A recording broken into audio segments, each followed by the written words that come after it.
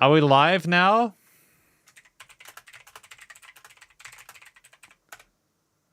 Yeah, nah, so I have a natural tolerance for things, and I'm gonna do these reviews I have to do, and then I'm going to finish for today. Because I'm feeling pretty upset at the moment, with how OBS is going, and I don't want to put that on anyone else. So we're gonna do the rest of the requests today, and then I'm not doing any more. So 4 is closed. So I'm not doing any more today. Sorry, I'm not. I'm not in the mood. For various reasons I won't go into here.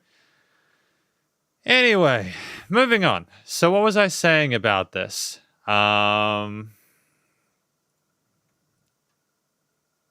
So please just don't place a commission through the main page. Please don't. Just don't. Thank you. I'll be back in a couple of days. I'm not like, yeah, okay. So what would I can't remember where I got up to in this review. I can't remember where I got up to in it. So I'm going to try my best, though, to kind of figure it out. My understanding of this song, it is meant to be more sort of like an atmospheric-based kind of thing there. With the jazzy implementations, it kind of sounds like it is meant to be illustrating a sense of nightlife. The guitar solos, and then the key solo, the brass being peppy and upbeat and kind of boisterous and in your face and trying to sort of make it seem very sophisticated and extravagant, does sort of induce a feeling that it's quite grandiose. And the keys there with the extensions and their harmonies illustrate that there's a wide variety of different emotions and angles that we could sort of explore. At the same time, what we have, it's a song where I think it's trying to also induce an understanding that there's even more than meets the eye than what we got presented with. I think that highlights for me, aside from the really sort of well presented and well balanced brass melodies and harmonies there, the keys, illustrating again those phenomenal extended harmonies there, working well with the chords on the left hand, and lots of really neat stuff with like the electric keys there, that sort of synthy element that came in later on there. I thought that synthesizer-ish kind of thing, the keys there were just gorgeous. We worked with sort of jazzy chromatics that just effortlessly flew around the frequency spectrum and stereo field, and it was just so wonderful. A dynamic range we had, things going up, things going down. A focus with the guitars occasionally on playing power chords and sort of more sort of lower string rhythmic extensions. The solo section later on being sort of more epic, I suppose, for a lesser word. I think that just the way they phrase things more sort of like major minor. We weren't too exotic with the guitar solo. It was more like sort of like a traditional kind of like melodic kind of rock track that did contrast again with the jazziness of the keys, in order to kind of bring us back down to an endpoint after some of the metal bits with what was going on with the drum parts. I think it was great to have a wide variety of extensions, like the 16th note grooves that we had on those hi-hats on the side were just phenomenal. It was like a dancey kind of jivey kind of thing there. You just kind of keep wanting to move along to it.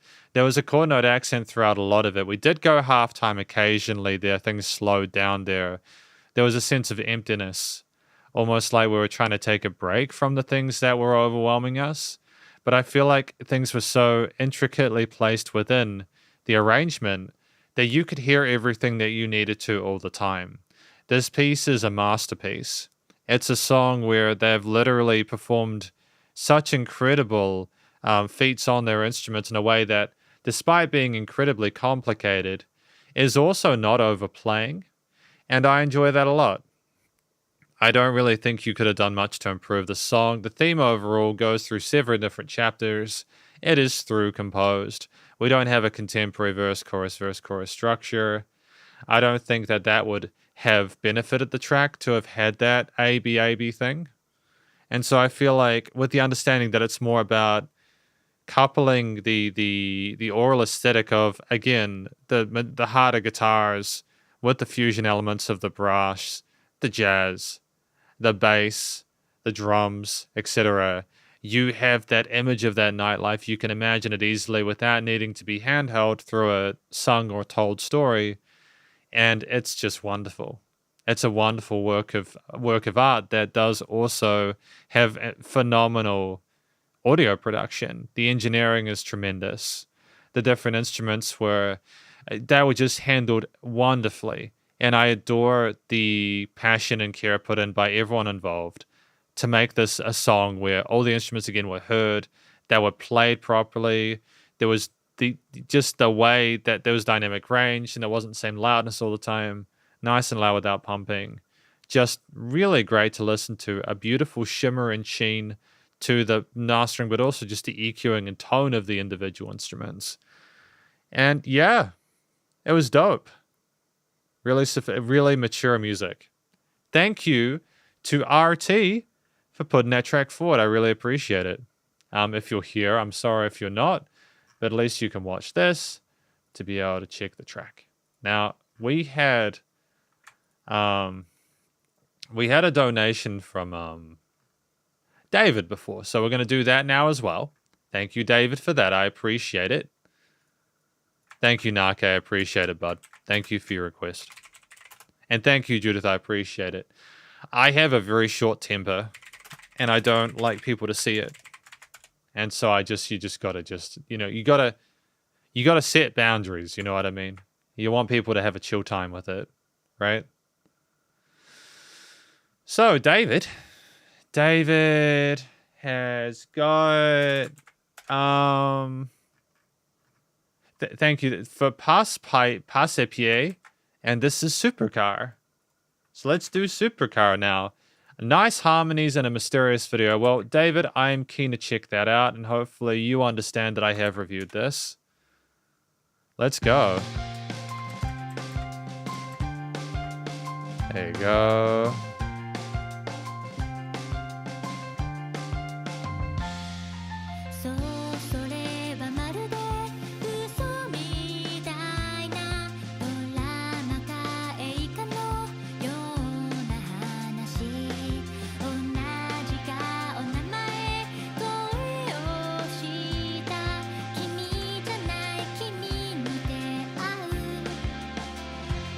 Interesting drum groove there behind his vocals.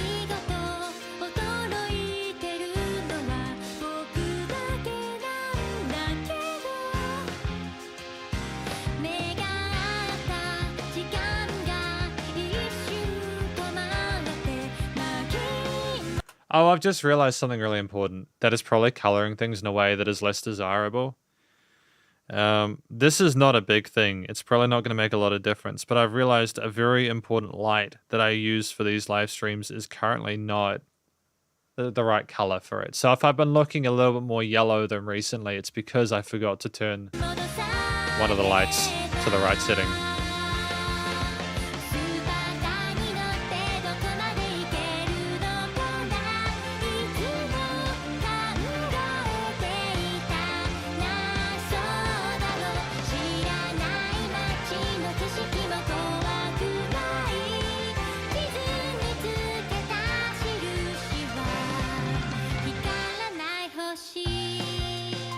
So it's very reverb laden. There's not a lot of hard textures in it. You've almost got a drum bass-ish kind of tempo with the grooves there and the breakbeats, which does suit the vibe of driving in a car. You got a lot of the stuff going on with the lead guitars on the right side, but because they're so in the mist, they're just not comparable to where the vocals are positioned.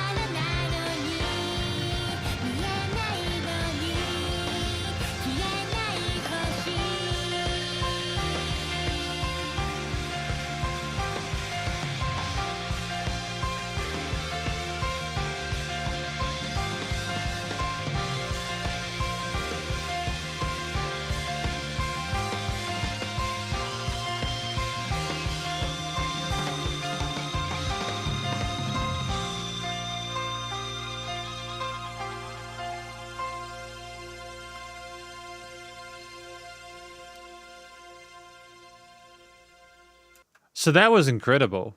Video wise, my understanding of it, this song from Passe PA, titled Supercar, is it about someone who picks up a woman in a car and they go on this journey together, and then eventually you kind of find out that they are up to some really shady stuff, and the one actually ends up killing the guy or whoever? Is that the kind of vibe we're going with? I think that's a really interesting story. It's very different to what the music sounds like. It almost sounds like a fantasy element, like a dream, like a fever dream, if that makes sense. Almost like driving with this person, expecting to get out alive, is a dream. You know what I mean?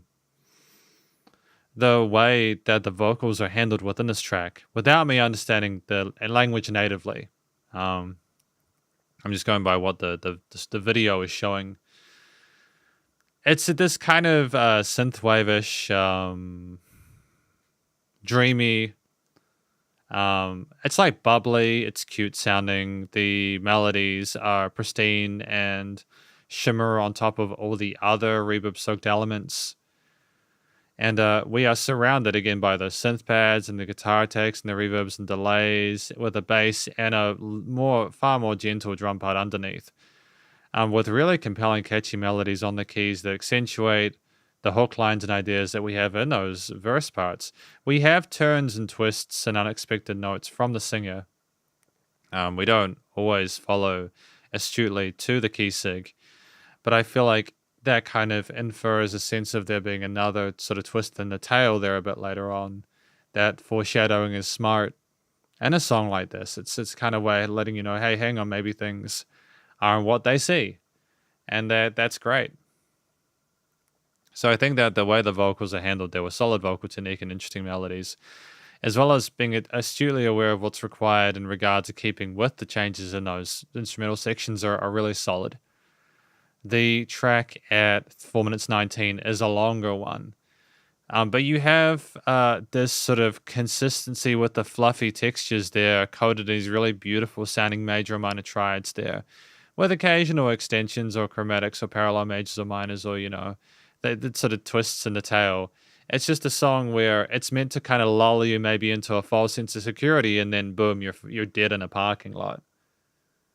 You're just dead in a parking lot at the end of it. Hell of a twist. Passe PA Supercar. It's got a sort of a sleepy nighttime sound with the softer coding of those. They were not trying to incorporate any harsh textures or anything like that.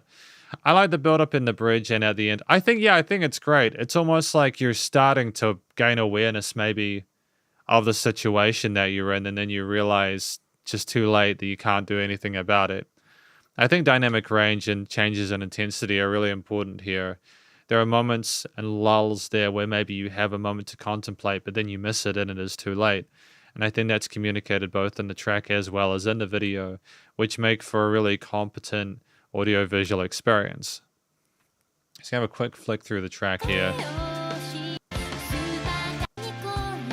Again, and it's interesting just with the panning of different parts. You occasionally have these, the drums are the only kind of texture with a lot of substance in. You have the kicks and snares and different 16th note grooves there that kind of push at you a little bit. But there's filtering occasionally in the builds there, so they're a little bit less intense.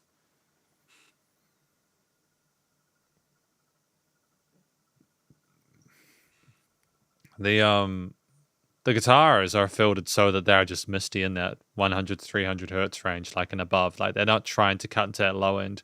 The bass is comfortable where it is. It soaks up that sub and mid low ends. It's working with those root notes and maybe establishing a bit of a groove with the drums, but not in a way where it's trying to be too dominant. The vocals are clearly the focal point there. As per again, the intense filtering of different elements, even when the singer isn't there, trying to squeeze it further into the right and left side of the stereo field. I think the sound design is a big part of why this track works. I think if you try to do too much with putting it into the center, the vocals would have just maybe been a bit too soft, and that the fluffy textures and the pads might have soaked up the vocals in that similar frequency range. So I think in terms of arrangement, it's just as much arrangement as it is as part of post. but I think that there are some interesting creative guitar ideas there with the arpeggios and lead lines and the octave chords and stuff they have, which niche neatly with, again, some of those predominantly high to mid-end synth pad chordal bits. And so you combine all that with a theme that, again, is meant to sound really sweet and syrupy and almost like it's trying to, again, lull you into a false sense of security without any harsh textures, aside from the pulse of a breakbeat kit on the drums that kind of sounds a little bit sort of drum bass-ish and is kind of heavy and it's fun to listen to. You have a track where it only ends when you end. The studio recording, mixing, and mastering is fantastic. It's interesting with the panning. Stuff's clearly differentiated. There is no weird resonant frequencies in the frequency spectrum. There's dynamic range, nice and low without pumping. Effectively, just a really positive review of this track from an act named Passe PA, titled Supercar. And thank you to David for that. I appreciate it. It's really cool, man. Really cool song. And thank you for your donation as well. I appreciate that. We have now got Dinner Hay, though. The third contestant for today. Hopefully Dinner Hay understood that I didn't actually just bail on your request. There you go. I'm just thanking you publicly for that so that people understand that I have read that and done that. And what does Dinner Hay have for us today, though? By the way, Dinner Hay, in case you guys didn't get it in this live stream, I mean, I haven't mentioned it. Hopefully you guys have a really great Thanksgiving. We don't celebrate it here in New Zealand, but I know that it's really important to a lot of people. So, yeah. Hopefully you guys enjoy it and have a good time. This track is from Hikaru Utada and Jivon, titled Too Proud.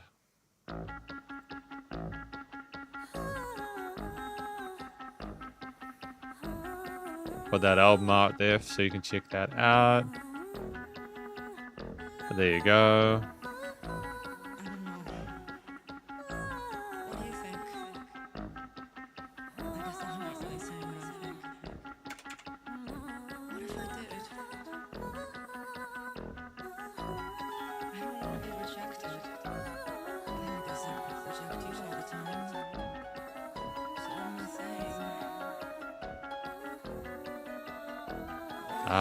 That.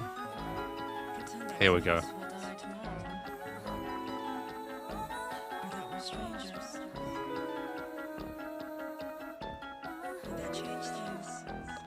Why is it the least favorite track? I think this is dope. I love those video game textures in the center. I think they are interesting sounds.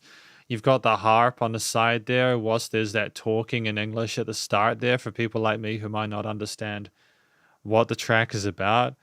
You've got this wonderful extra bit of glow in the high end that evens out in the stereo field later on. I think technically, instrumentally, it's a really cool so far. It's an interesting development.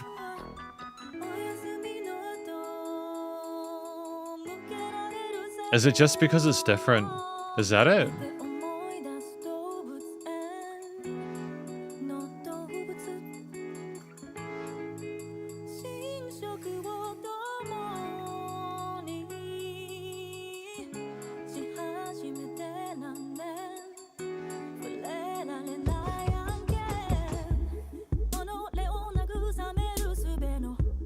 I mean, it's kind of experimental, to be fair.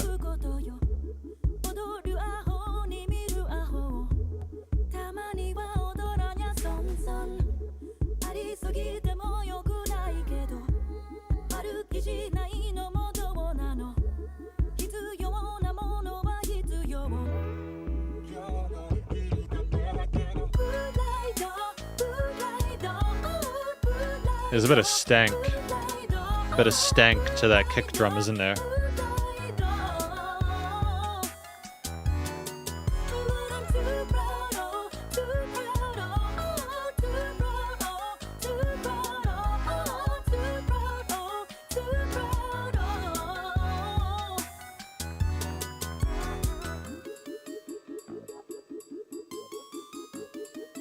We're just trying to present the main theme or motif in different ways, right? With different textures.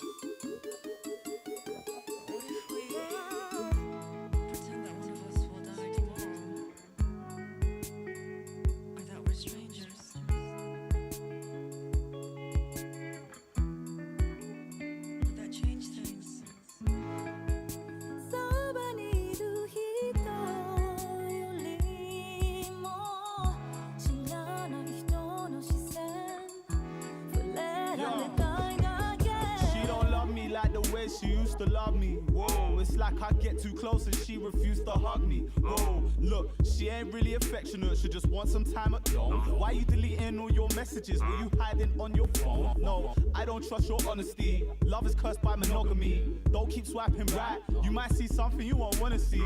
It's okay to say that you needed your own space. If I give you that green light, there's no excuses for breaks. But wait, one thing I gotta say, I'm so done with the game. So you changed, I can see it in your face. You're so set up in your ways, see it's strange how I gotta take the blame when I'm the one that's in the rain. Yo, all these tears keep falling on me. No more late nights falling on me. Now that chord there, that unexpected one, that shift there, with that's a beautiful chord. That's one of my favorite parts about this. I like that Hikaru Utada is collaborating with Giveon. They've got a clearly different vocal texture and timbre. They're a different type of musician. And I think that they are trying to kind of incorporate the best of both worlds. Maybe there are some musical elements here that Giveon particularly likes. When you're doing collaborations, you just can't make it all about one person. It just doesn't work. I hope you see how hard it is without me. Cause we gon' have to learn to set new boundaries. I fell into your tears and let it drown me. Cause I'm too proud to be too proud, I say it proudly.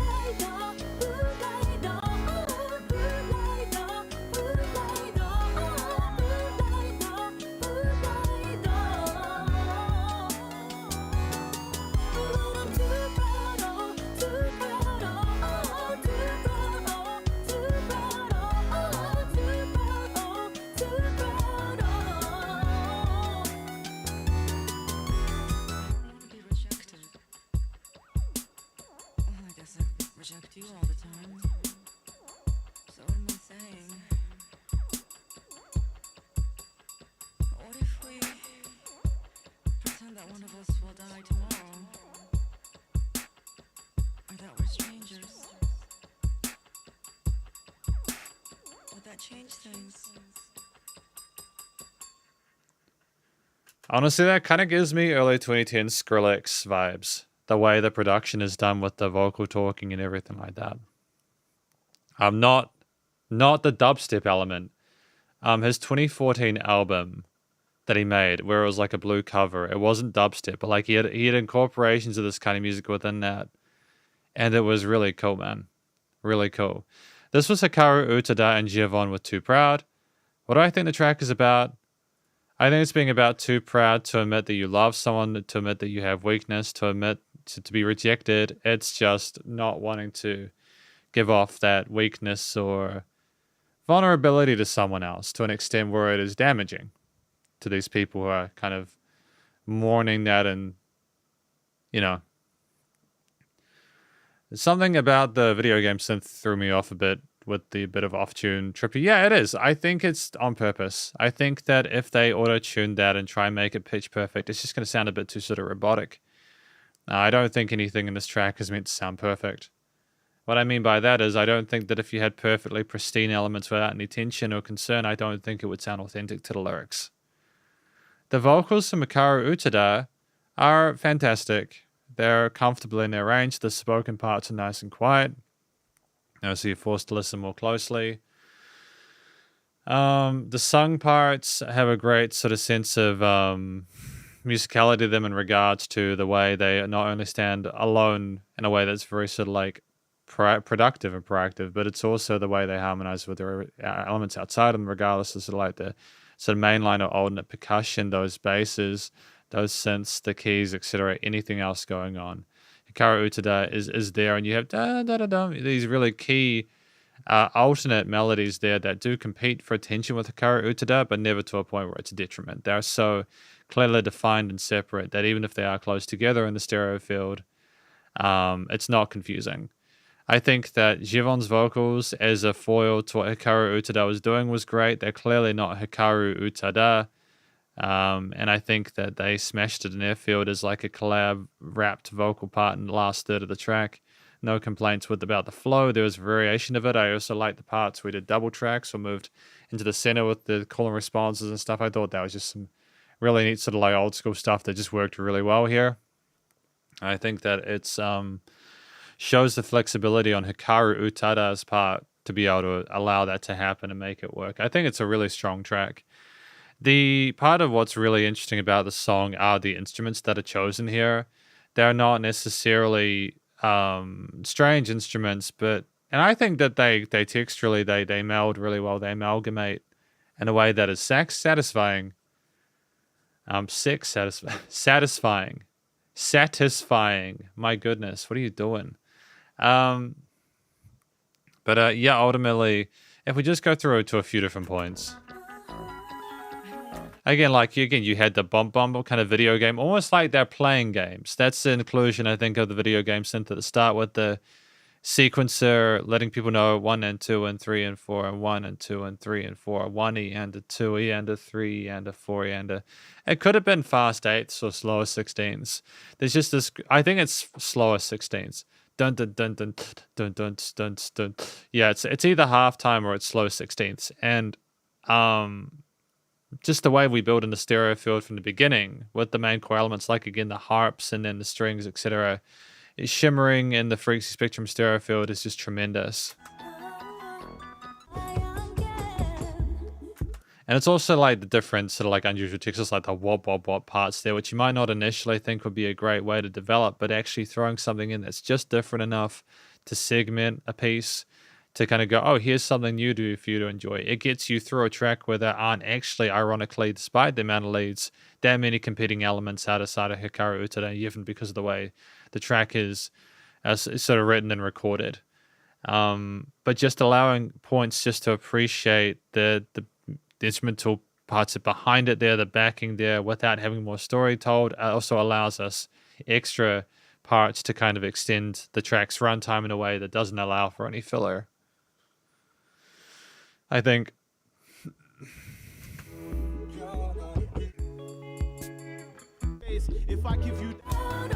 it's also the way that again, we have like some guitar arpeggios, for example, but we're also putting an effects chain. We're basically putting an effects chain on every single instrument that we have in this and doing something kind of quirky or unique with it in a way that kind of scuffs at tone, but in a way where they're all scuffed together and it sounds good. I think maybe people were expecting more traditional ways of interpreting these instruments if they do have an issue with how this was done. But with hip hop and rap, you know, they really like screwing with stuff and getting their own sort of sound.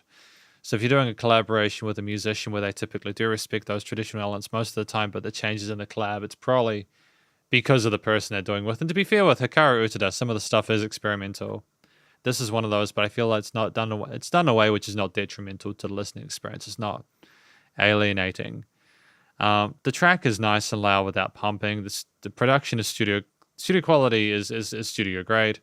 There is dynamic range. Things are nicely fleshed, frequency spectrum, stereo field, etc. No complaints in regards to the recording, mixing, and mastering. And I just think the theme overall, again, it's more the sounds are inferring the vibe and the mood of it. Because I don't necessarily think that the music is trying to sort of communicate anything apart from like the rain bit where it was falling down like rain, where there was a different chord to maybe elicit a feeling of, oh, that's the smoothness that you kind of sitting there in the nighttime feeling that, you know, vibing with that. There wasn't anything much in the actual chord progressions or harmonies that dictated the complexity of what they're sort of discussing here. But yeah, hopefully that makes sense. That is my review of this track from Hikaru Utada and Siobhan. We're too proud. Really impressed with their effort here, and thank you to Dinnerhay for putting that through. And we have our last one from Jacob. Thank you, Jacob, for this. Sorry if you got a bit confused with what was going on there. And then the previous live stream, it was just OBS being a bit silly, you know. OBS being a bit of a silly goose. Just didn't want to work. And it shut down the live stream. And here we are. This is Kendrick Lamar with Reincarnated. Thank you to Jacob. Good. I'm going to put that in here. Isn't Drake trying to sue people over Kendrick's music at the moment? Is that right?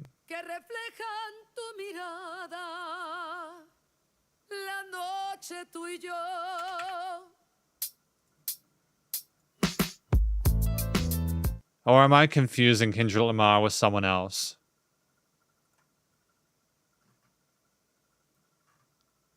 That is. Nah, I'm not confusing it, Cole. I was just confirming, you know?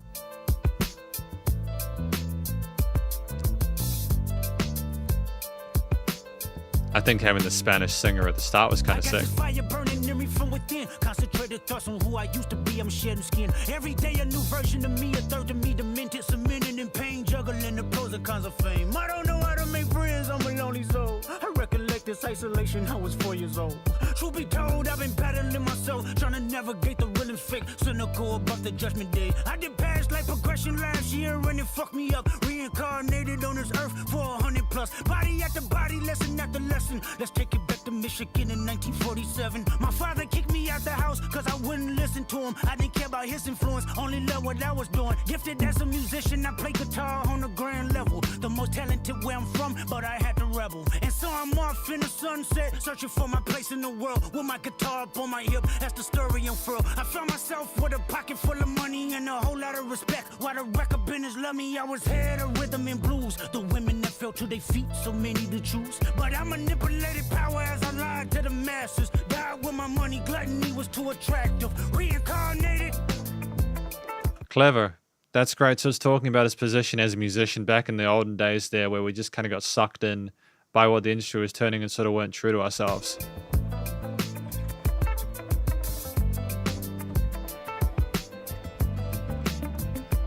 Use guitars on the sides. As a black woman in the chitlin circuit, seductive vocalist as the promoter hit the curtains. My voice was angelic straight from heaven. The crowd sobbed. A musical genius, what the articles emphasized. Had everything I wanted, but I couldn't escape addiction. Heroin needles had me in fetal position, restricted. Turned on my family, I went wherever cameras be. Cocaine, no private planes for my insanity. Self-indulged, discipline never been my sentiments. I needed drugs. To me, an 8-ball was like penicillin. Fuck love. My happiness was in that brown sugar. Sex and melodies gave me hope when nobody's looking. My first assistant was a small town scholar. Never did a quaalude till I got myself around her.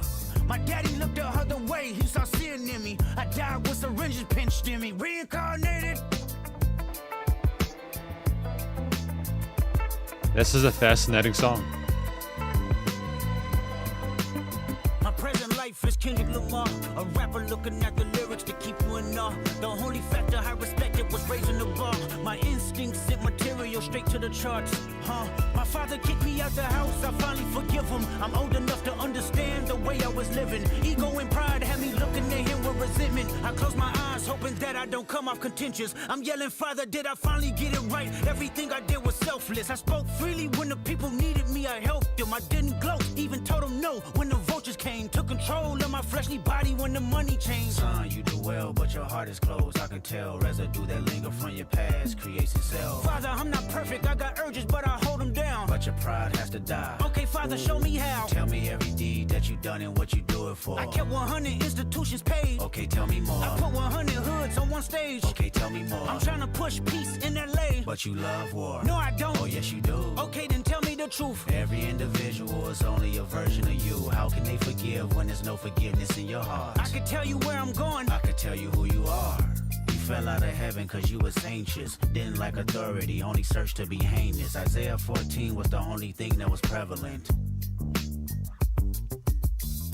My greatest music director was you. It was colors, it was pinks, it was reds, it was blues, it was harmony and motion. I sent you down to earth cause you was broken. Rehabilitation, not psychosis. But now we here now. Centuries you manipulated man with music. Embodied you as superstars to see how you moving. You came a long way from garnishing evilish views. And all I ever wanted from you was love and approval. I learned a lot, no more putting these people in fear. The more that word is diminished, the more it's not real. The more light that I can capture, the more I can feel. I'm using words for inspiration as an ideal. So can you promise that you won't take your gifts for granted? I promise that I use my gifts to bring understanding. For heavy man, woman, and child, how much can you vow? I vow my life just to live one in harmony now. You crushed a lot of people keeping their thoughts in captivity. And I'm ashamed that I ever created that enemy. Then let's rejoice where we at. I rewrote the devil's story just to take our power back. Carnated.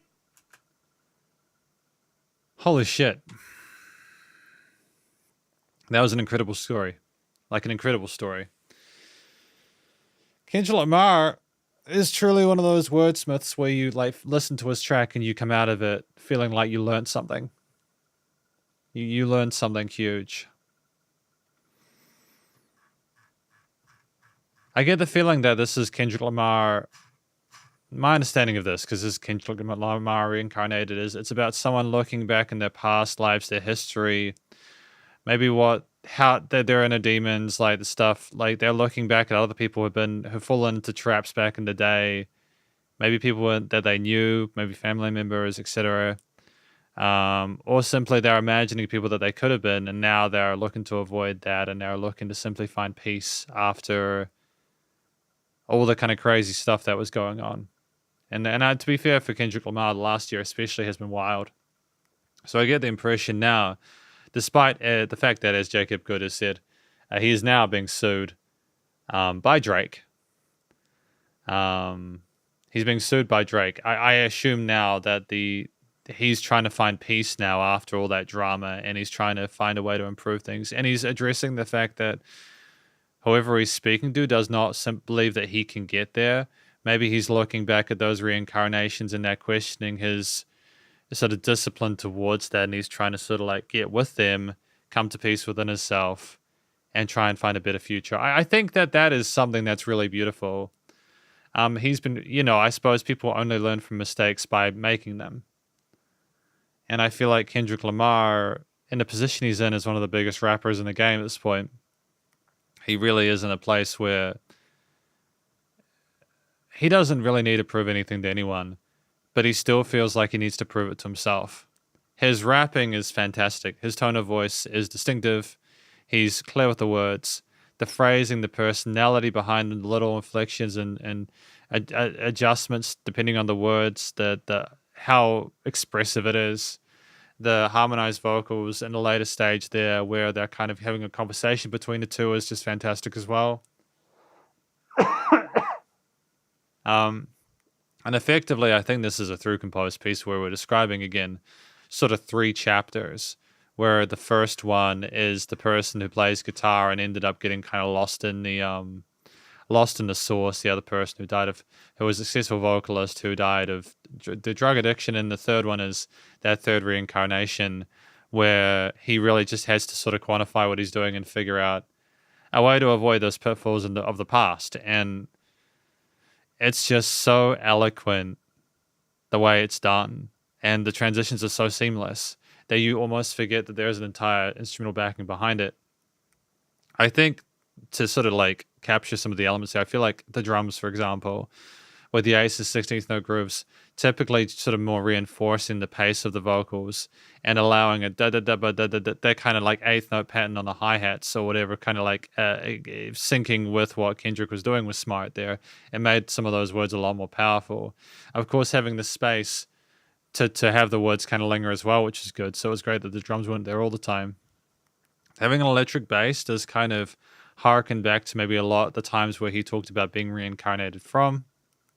808s weren't necessarily a thing until like the 80s or 90s, like a lot of the stuff he was talking about was maybe like 60s, 70s, etc., or maybe even earlier than that, as if I'm not mistaken. So it's like having an electric bass seems more authentic for the time and has a bit more sort of like a sincere kind of organic tone to it that I think makes it a bit more homely. The strings as well, a lot of that earlier stuff, there's an inherent sadness to the strings and the way they flutter and flitter about. But they also serve, I think, to suit an impression of the time which he might be speaking, and the fact that the strings continue the entire time necessitates an understanding that things have not changed, and he's still coming to terms with the stuff from the past. The keys there, with the rather sort of like easy to understand and easy to follow along to melody and harmony on those, is not overplaying. It's more of a kind of a spark and kind of an anchoring point there, I suppose, musically, so that no matter what happens with the other elements, you still have that gadadadum, that kind of roll back there. I think that's really cool. And again, I feel like there's more to be said from it if I just quickly go check through the track. Actually, no, I take that back. The piano is doing a lot. So like I was sort of more focusing on like the kind of the flurry there, but there is quite a lot of stuff going on with the left and right hand, especially going between different triads and chords there. So I take that back. I think that's really clever. I think that's really clever, man. And again, you have these massive sort of boisterous parts where the music just becomes huge and it surrounds you and envelops you. And then the dynamic range of the track allows it to come back down again. And I'm just stunned by it, man. I think it's just a really beautiful song where the music carries you and lifts you up and takes you places on behalf of Kendrick Lamar, like you're being escorted by him through the premises of the environment that he's wanting to create. Contentious. My greatest music, but your pride has to die. And it's also just the fact that you sometimes don't have the keys at all, and it becomes more grounding because of the fact that it's just the drum bass, and there's no BS, there's no brightness. It's time to face the heavy truths of the matter. Really cool, man. The theme itself is inherently a sad-sounding sort of minor one. There's a bit of classiness with the extensions and the harmonies and the melodies, and it's sort of more trying to sort of play as this old-timey tune there, again with the strings and the... there's also some guitar parts as well, if I'm not mistaken. They might be sort of playing some arpeggios and stuff like that, but it's trying to sound like a track from the 60s, as soon as a little bit of soul elements there maybe, was sort of incorporating the more sort of modern rap element into it as his latest reincarnation. So I dig that. I think that it's a really well-written tune that is a fantastic foundation for Kendrick Lamar to launch himself off. And I feel like simultaneously, and in spite of that, the music is equally as important to the vocals. It's very well established. The studio recording, mixing, and mastering is wonderful as well. No complaints at all about how that's happened. Really sort of well leveled in the mix, and he carries just the vocal, just the way that, again, the dynamic range allows things to kind of flutter and flow and kind of spread themselves out is just really wonderful. Thank you to Jacob for putting this track forward. I really appreciate it. It's really well handled. I think that he deserves the success, and I wish him the best of luck in that lawsuit against Drake, because being sued clearly sucks, and I think Drake is full of shit. But anyways, thank you to all of you who came to this live stream today or who requested tracks. That would be RT, David, Dinnerhay, and Jacob. It was a shorter live stream today because of the fact that OBS had issues, and also because I was 20 minutes late because I had the doctors and real estate stuff. But have a great day. Stay cool and stay safe, and please remember to support your local musicians and artists at this point in time, as they need the help more than ever with all the crazy stuff going on in the world. And I'll catch you in the next live stream. Spiderhands out. 3, 2, 1.